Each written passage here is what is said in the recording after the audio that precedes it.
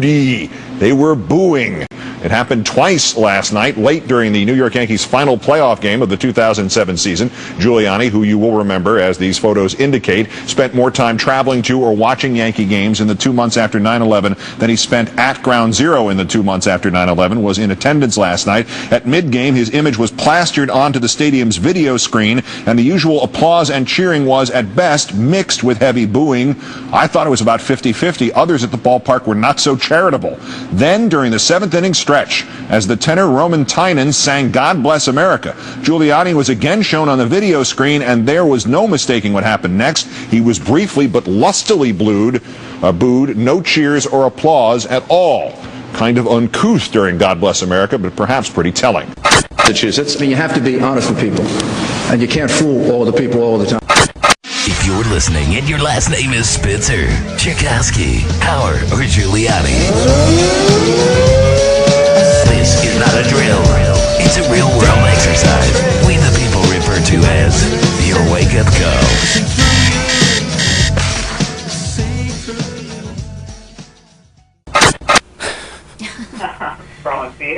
Well, and it's all theater. It's all theater anyway. I mean, someone who really represents or even espouses what seem to be our interests, like Kucinich, or are completely minimized by the press. They're made to look like wackos. And so, in my mind, if we have Obama and McCain in front of us as the candidates, they're both bought and paid for many times over, or they wouldn't be jammed down our throats every day, right? Oh yeah, a lot of people are saying to me, who is this Barack Obama? He just came out of nowhere, but he is CFR, Well, maybe that's all he needs. He was ordained, at the Bilderberg. Well, and he's going to play ball. I really understand that. When I was in Virginia speaking on the moderating the election panel, I asked all the experts on the panel when they were done with their suggestions for a legitimate vote. I said, how do we stop the one world order picking the candidates? What's the difference if you get a receipt for your vote or not? If the people that we get to choose from are still picked by the elite. And no one had an answer. No one ever seems to want to answer that question for me.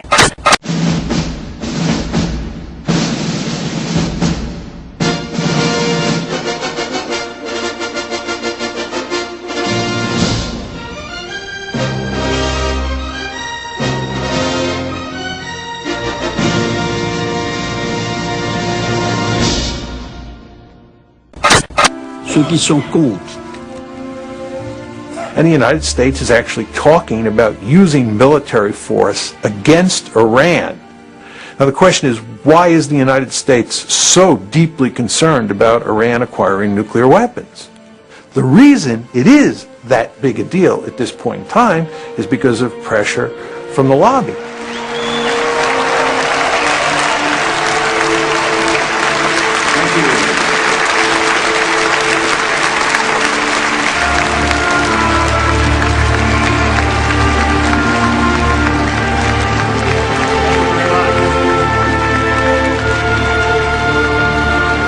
The article basically says that inside the United States there is a powerful interest group that is deeply committed to shaping American foreign policy in ways that work to the benefit of Israel.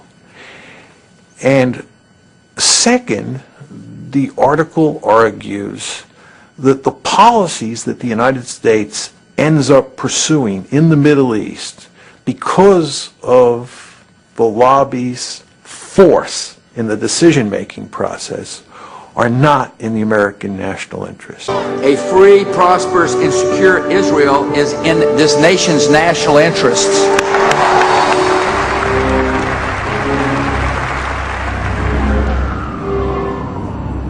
It does shed some light on a number of aspects, the most important of which is that we don't debate this issue in America. 10 years ago, you couldn't even talk about the Israel lobby. Today, we can. We do. It's explosive, it's controversial, but we do. There's a new day in America between Christians and Jews. We don't agree on everything, but we agree on this, that we are going to be together, inseparable in the defense of Israel and the Jewish people.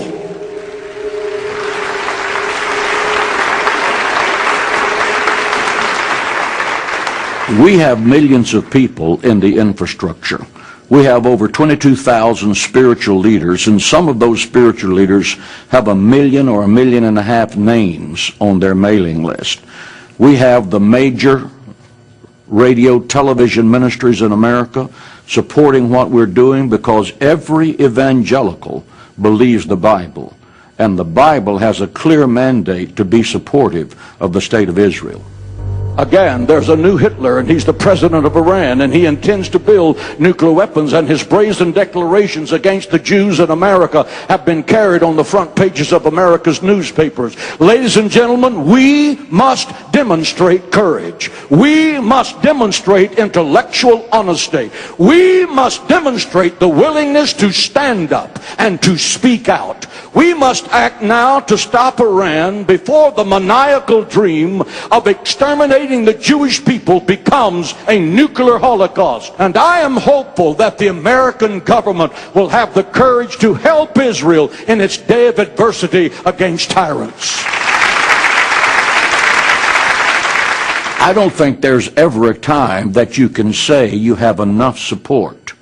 I think that our objective is to always let our elected officials know that A, we do support Israel, and that if anyone comes against Israel in a malicious way, we would do everything in our power to see that that was their last term in office. Our grief has turned to anger, and anger to resolution. Whether we bring our enemies to justice or bring justice to our enemies, justice will be done. Just a little light reading. Just thinking. If I didn't have any respect for my opponent, I wouldn't learn about them.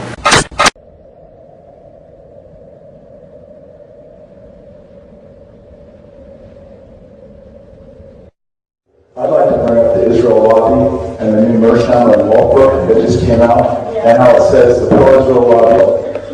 What kind of pressure are we going to put forth when AIPAC puts forth a lot more? And when AIPAC tells you to support an attack on Iran, you're going to go with it. Are you going to address this in the Congress? I have 2 parliamentarians in Britain who are willing to address this, the former defense minister. Are you going to bring it up in the Congress now? Am I going to bring up the book? Because we're going to war for Israel very soon again.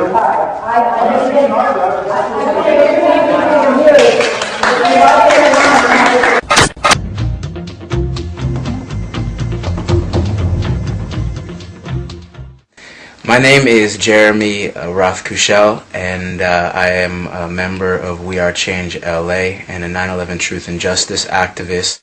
Richard Gage has graciously given us a little bit of his time to discuss the recent incidents in Congress with the Simon Wiesenthal Center, where his group was mentioned right next to terrorist groups.